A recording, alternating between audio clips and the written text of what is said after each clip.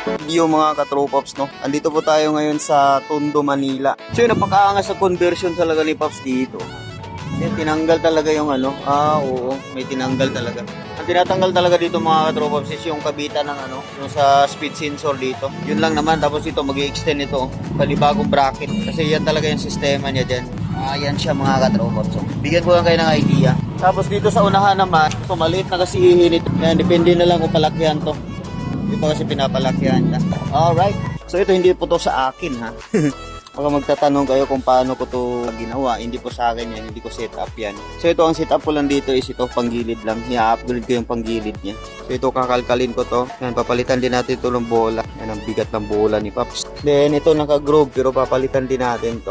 Kasi kung ano yung nakaset natin, yun talaga yung ilalagay ko. Ito naka-Rotex na pero medyo manipis na rin yung lining ni Pops. So yun, lahat is babaguhin natin. So base